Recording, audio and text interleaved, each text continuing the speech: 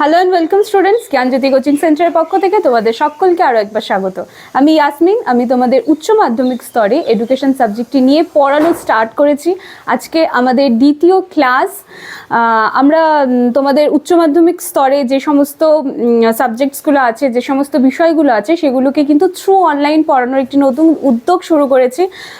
আশা করছি যে তোমরা আমাদের সাথে আস্তে আস্তে জুড়বে এবং অনেকেই দেখছি যে ভালো ফিডব্যাকও আমি পাচ্ছি। তো তোমরা আমাদের সাথে থেকো, আমাদেরকে সাপোর্ট করো এবং আমাদের পুরো গ্রুপের দিক থেকে এটাই সবসময় চেষ্টা থাকবে যে তোমাদের যতটা বেস্ট তোমাদেরকে প্রোভাইড করা যায় আমরা তত সেভাবেই কিন্তু চেষ্টা করে আসছি। দেখো, তোমরা ক্যামেরার ওপাশ থেকে যারা দেখছো এবং যারা চাইছো যে আমাদের সাথে যুক্ত হবে, দেখো তার জন্য খুব সিম্পল একটা কিন্তু কাজ তোমাদের করতে হবে। এখানে কর্নারে উপরে দেখো দুটো নাম্বার দেওয়া আছে, 6295916282 7076398606।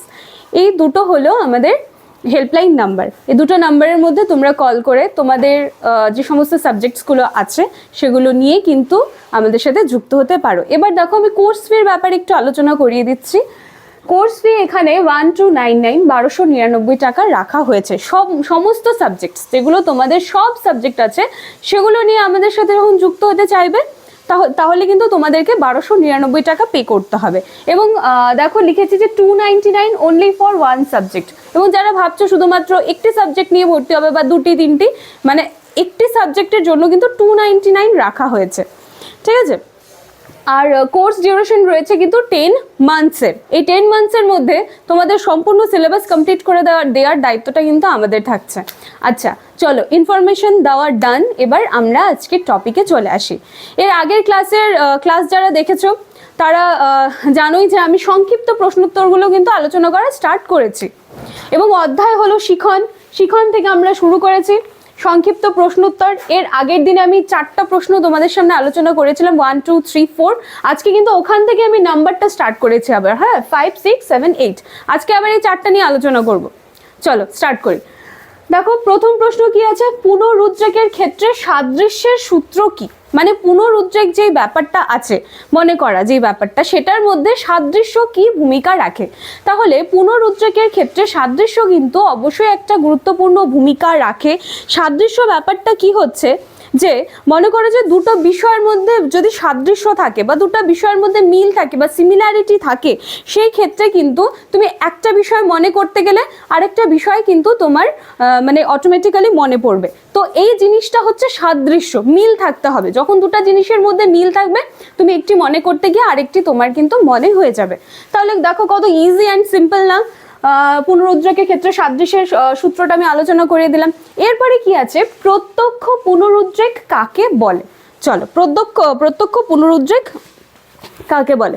এই জিনিসটা কি, পূর্বে শেখা, হ্যাঁ, তুমি কোনো জিনিস আগে শিখেছো, পূর্বে শেখা বা জানা বিষয়বস্তু যখন আমাদের চোখের সামনে থাকছে না, ঠিক আছে, বা অবর্তমানে কিন্তু সেই জিনিসটা যখন আমরা মনে করতে পারছি, তখন সেই জিনিসটা কিন্তু কি হয়ে যাচ্ছে, প্রত্যক্ষ পুনরুদ্রেকের মধ্যে পড়ে যাচ্ছে। যেরকম যদি আমি কাউকে জিজ্ঞেস করি যে হিস্ট্রি থেকে, ধরো যে বক্সারের যুদ্ধ কত খ্রিস্টাব্দে হয়েছিল, তো সেটা যখন তারা বলবে যে কত খ্রিস্টাব্দে হয়েছিল, সেটা আলোচনা করতে গিয়েই কিন্তু তাদের কি হচ্ছে, যে ইতিহাসের যে জ্ঞানটা আছে সেটার সাথে কিন্তু তাদের পুনরুদ্রেক হচ্ছে।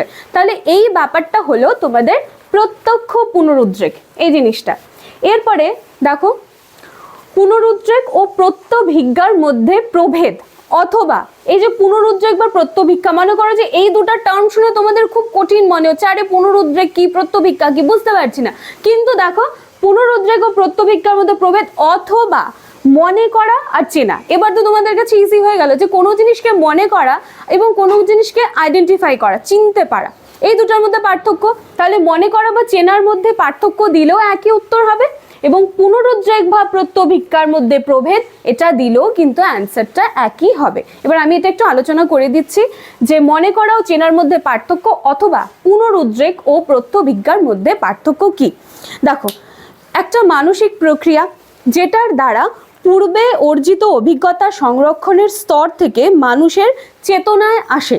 অথবা মনে করো যে কোনো পুরনো কথা যেটা হচ্ছে মানুষের মনে পড়ে, সেটা হচ্ছে পুনরুদ্রেক। তুমি অনেক দিন আগে কোনো একটা ঘটনা ঘটেছিল বা কোনো একটা কথা, তুমি পুরোনো দিনের কথাকে তুমি আবার মনে করছো, তাহলে সেটা কিন্তু আমাদের কিসের মধ্যে পড়ছে? পুনরুদ্রেকের মধ্যে পড়ছে।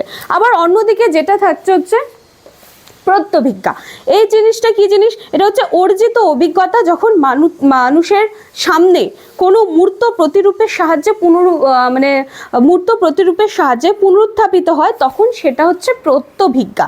মানে প্রত্যভিজ্ঞা কথার অর্থ হচ্ছে পূর্বে কোনো অভিজ্ঞতা, সেটাকে প্রত্যক্ষ করা বা আইডেন্টিফাই করা বা চিনে নেওয়া।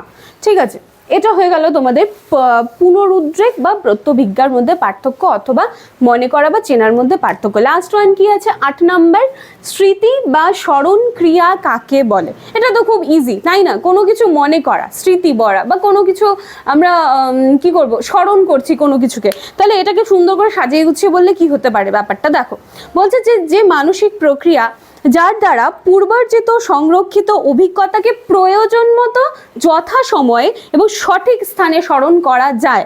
হ্যাঁ, প্রয়োজন মতো সঠিক সময়ে এবং যথার্থ সময় বা সঠিক সময়ে যেটা স্মরণ করা যায়। ঠিক আছে, সেই মানসিক প্রক্রিয়াকে কিন্তু স্মৃতি বা স্মরণ, যেটা এখানে আছে স্মৃতি বা স্মরণ ক্রিয়া বলা থাকবে। তাহলে আজকের এই 4টা প্রশ্ন আমি তোমাদের মধ্যে আলোচনা করে দিলাম। এগুলো কিন্তু সংক্ষিপ্ত প্রশ্নোত্তরের মধ্যে পড়ছে। আমাদের সাথে জুড়ে থাকবে। আমি প্রত্যেক দিনই কিন্তু আমি আবারও বলবো যে তোমাদের যেরকম কোয়েশ্চেন প্যাটার্ন তোমাদেরকে দেওয়া হয়েছে, সেটার উপর ডিপেন্ড করেই কিন্তু রচনাধর্মী, সংক্ষিপ্ত প্রশ্ন, তো এই সব কিছুই কিন্তু আমি প্রত্যেকদিন তোমাদের সামনে তুলে ধরবো। আশা করছি আজকের ভিডিওটি তোমাদের ভালো লাগবে। অল্প কিছু হলেও তোমরা আমার থেকে শিখতে পারবে। আমি আবারও বলবো যে যারা আজকে এই ভিডিও পর্যন্ত পৌঁছেছো, তারা কাইন্ডলি আগের দিনের ভিডিওটা একটু দেখে এসো, কারণ ওখানে কিন্তু ফার্স্ট ক্লাস ছিল, শিখনের প্রথম দিনের ক্লাস ছিল, এবং সেখানে আমি 4টা প্রশ্ন আলোচনা করিয়েছিলাম। তো সেই 4টা দেখে এসে তারপর আজকের এই 4টা ভিডিও দেখবে। চলো, আজকের ক্লাস এইটুকুই থাকলো। নেক্সট দিন ক্লাসের জন্য আমি 4-5টা প্রশ্ন এরকম তৈরি করে তোমাদের সামনে নিয়ে আসবো। ভালো লাগলে লাইক, কমেন্ট, শেয়ার করতে ভুলবে না। নিজেরা দেখবে এবং তোমাদের সাথে সাথে তোমাদের বন্ধু বান্ধবীদের মধ্যেও কিন্তু ভিডিওটি শেয়ার করে দেবে। চলো, থ্যাংক ইউ।